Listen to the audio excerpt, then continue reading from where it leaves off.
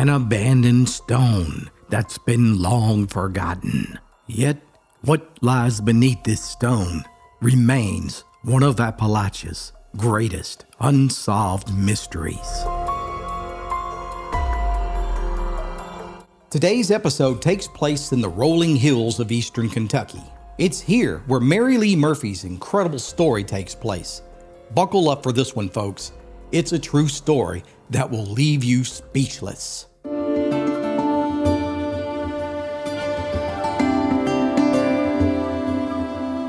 Our story begins in 1879 in Casey County, Kentucky, a rich land where the western edge of the mighty Appalachian Mountains melt into the rolling hills and fertile valleys. It's here that on a cool, crisp autumn morning, a beautiful baby girl named Mary Lee Gadberry was born.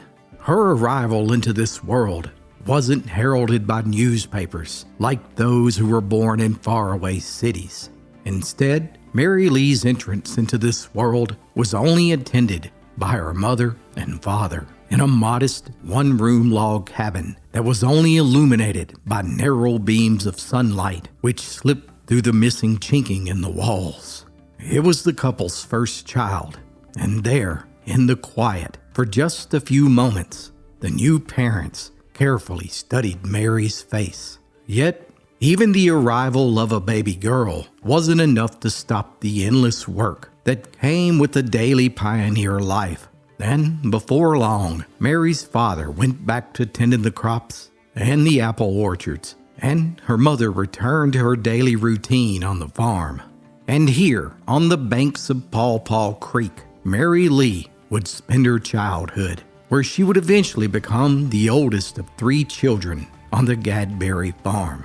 Now, Casey County was a sparsely populated, rural area, a sea of endless farms, barns, and cabins that dotted the landscape, occasionally separated by a fence, marking the end of one farm and the beginning of another.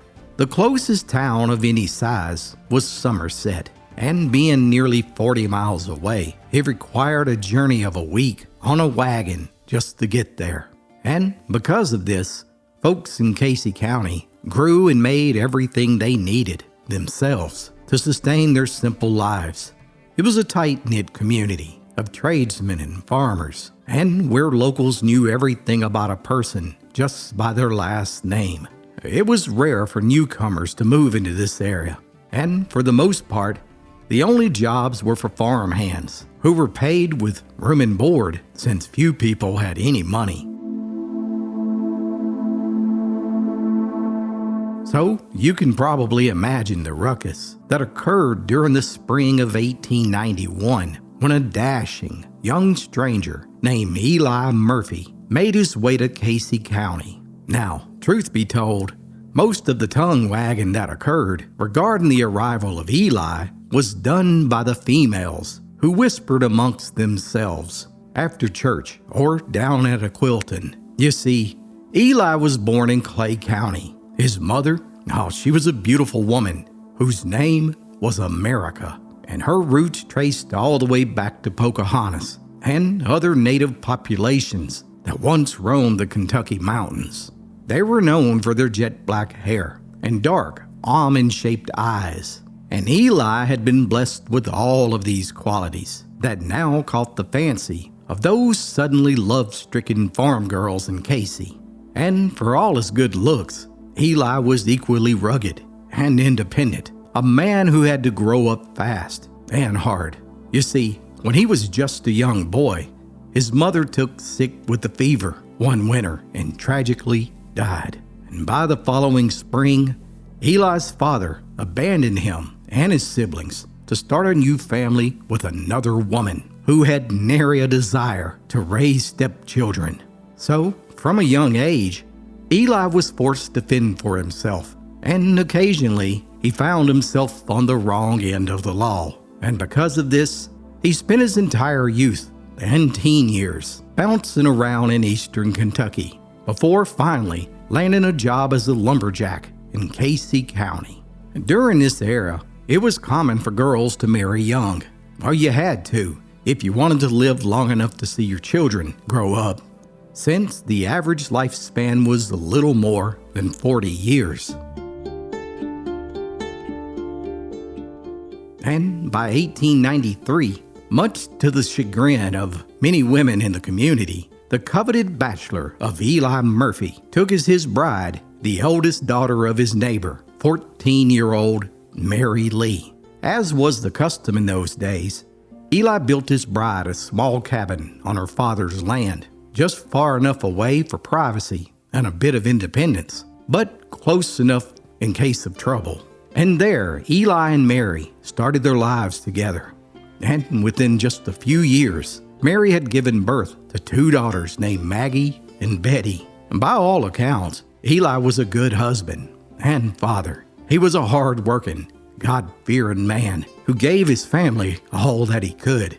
He had purchased a new stove, a few simple furnishings, and he even made the trip to Somerset and bought that shiny new bed that Mary had been eyeing through the hardware store window each time they made the trip to town to sell their apple harvest. As simple as it was, Mary cherished that new bed, an elegant yet unadorned iron frame bed, styled with modern ball accents in the vertical rods of the headboard and footboard.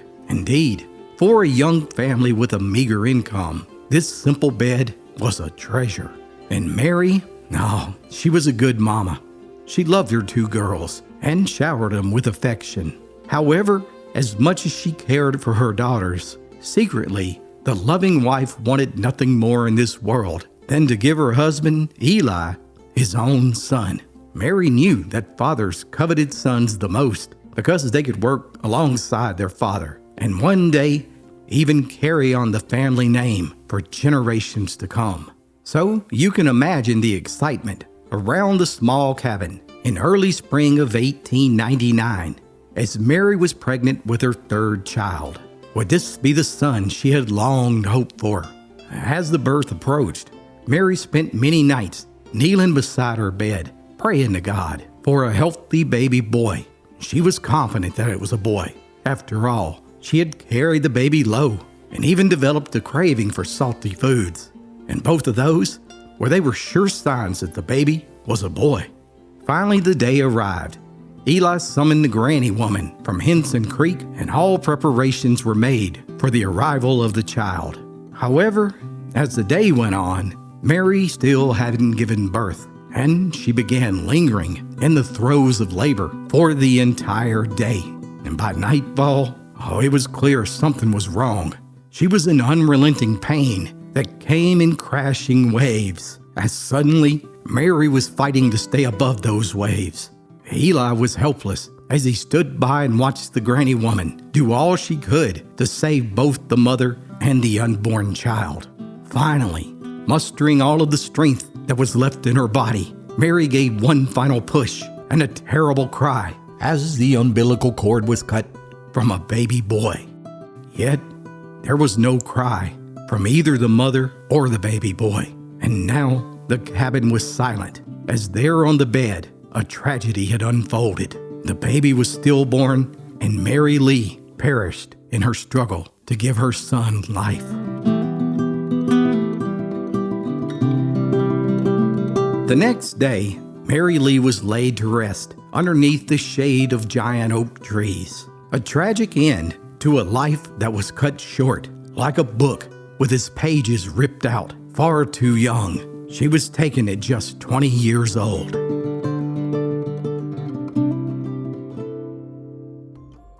J.D. Phillips here again, and we are once again in Casey County, Kentucky, here at Valley Oak Baptist Church, where Eli Murphy is buried. Now, after Mary's death, Eli was devastated and faced with raising 2 children, 2 girls, on his own.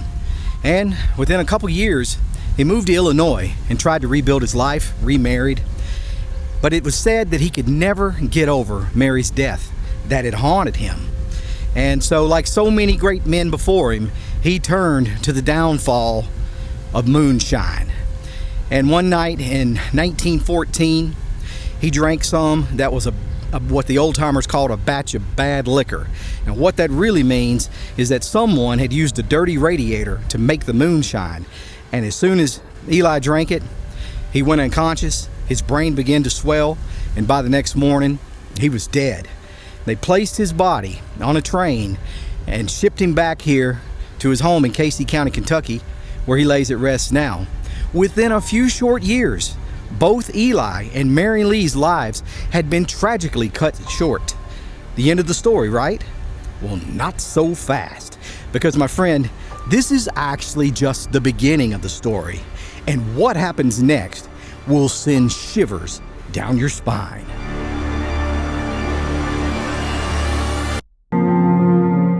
Hey guys, JD Phillips here, and we are on location in Casey County, Kentucky at the grave of Mary Lee as we continue her incredible true story.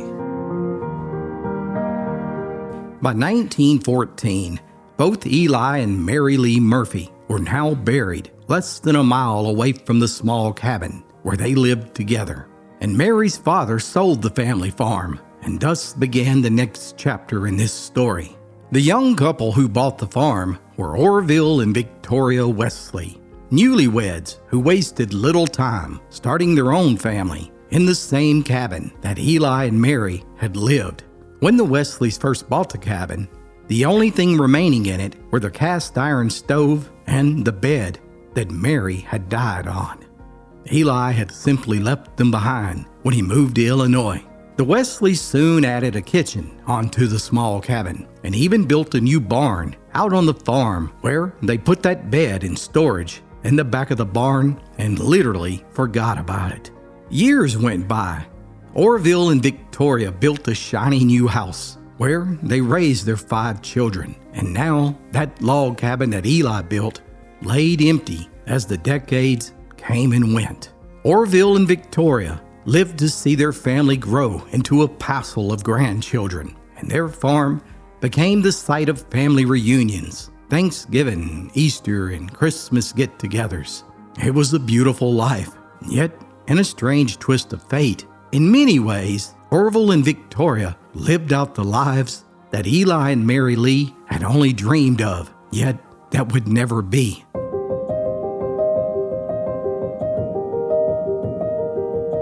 By the mid-1950s, the farm had been passed on to the next generation of the Wesley family. Yet, it remained the homecoming spot for family reunions. And it was during this time that Orville and Victoria's daughter, Christine Wesley, who was now grown, brought her own daughter, Dolly, back for a visit. As Christine reminisced about the memories made at the homestead, her and Dolly began going through old family items in the barn. And there, tucked away at the very back of the barn, hidden in a corner and covered by a half-century of dirt and grime, was the old forgotten bed frame.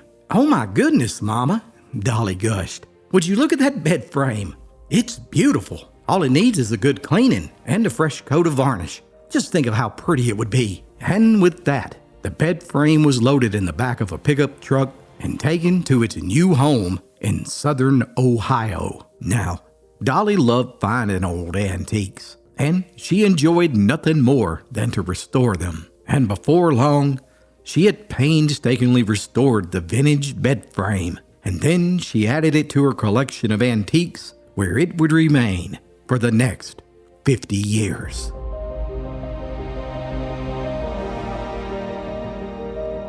Give someone you love the gift of old-fashioned storytelling. 4 books for the young and old alike that will make your heart smile. Click the link below to order your copy of the Appalachian Storyteller today.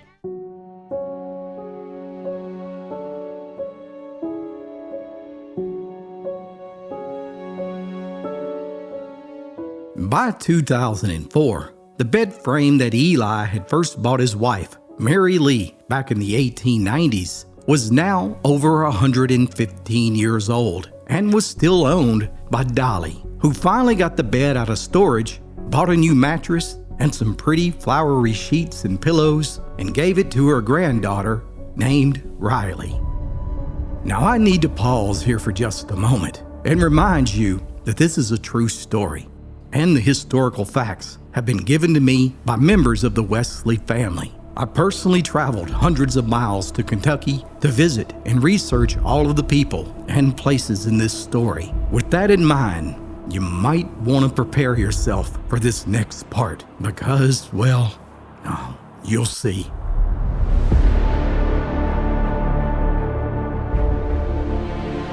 Now, Riley was a pretty, tow-headed 11-year-old girl who hugged her grandma's neck when she saw the now burgundy-colored bed frame that was fixed up and put in her bedroom. It was every little girl's dream to have their very own decorated bed. Yet, no sooner than the bed arrived, strange things began to happen in Riley's bedroom.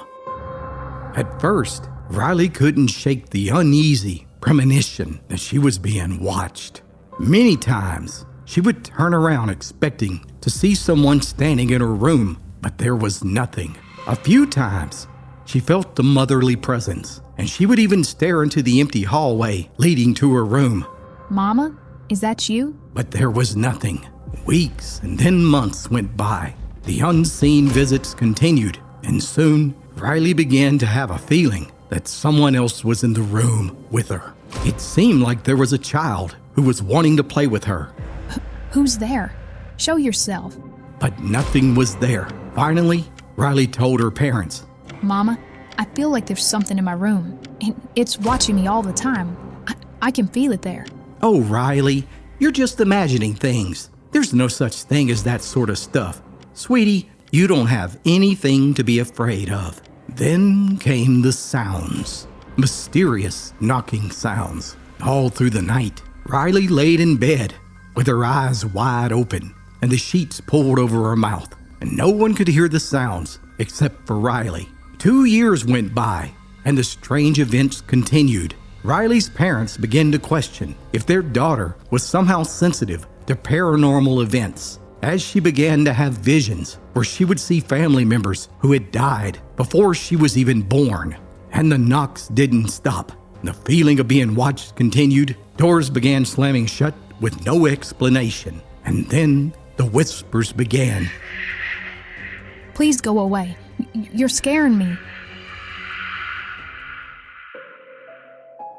For 2 solid years, it continued. And one night, as Riley was laying in the bed, scrolling on her phone, she caught a glimpse of something standing near her bedroom door. And when she looked up, there stood a little boy, staring as if he were looking through the terrified girl's soul. Riley screamed and grabbed a flashlight that she had near the bed, yet by the time she turned it on, there was nothing there. But the final straw came just a few nights later, as Riley was laying in the bed, wide awake, when suddenly she heard the slow creak of her bed springs. Riley laid frozen as she watched the mattress begin to sink as if something were sitting beside her. And then she heard the mournful sound of a woman singing a lullaby. And then an unseen hand brushed across Riley's face, sweeping the hair out of her eyes. Terrified, Riley ran from the bed as fast as she could. She had seen enough, and so had her parents. The next day, the bed was removed from her room and everything stopped. Wow, talk about a terrifying experience.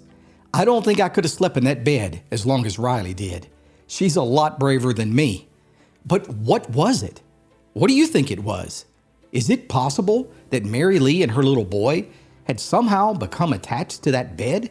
Is that even possible? As I researched this story, I began to wonder what ever became of that small cabin where Mary and Eli lived. Perhaps some paranormal activity had also occurred there. So I researched the exact location of the cabin, and I found a photo of it still standing on Google Maps from 2014. So I hopped in my car and drove back to Kentucky, hoping to visit the cabin. Yet, when I arrived, there were only a few boards left as the cabin had been torn down just several months earlier. I was just a little too late. However, I was able to convince the property owner to let me take one of the original logs that still remained.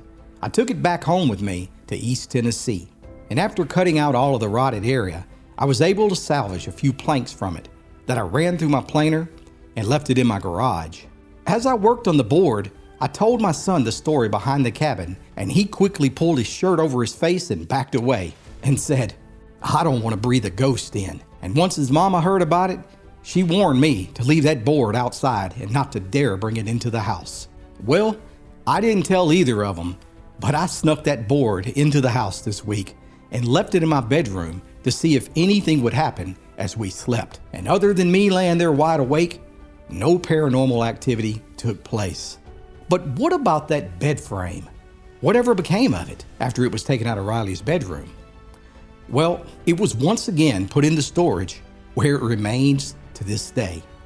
I talked to the owner of it this week, and she informed me that she intends to put it in a guest bedroom when she moves to a new house in just a few months. Well, that's one guest bedroom that I don't want to be sleeping in anytime soon. What about you, my friend? What do you think? I look forward to your thoughts in the comments below. Until next time, thanks so much for watching this episode. And as always, be sure to like and subscribe for more true stories from Appalachia's past.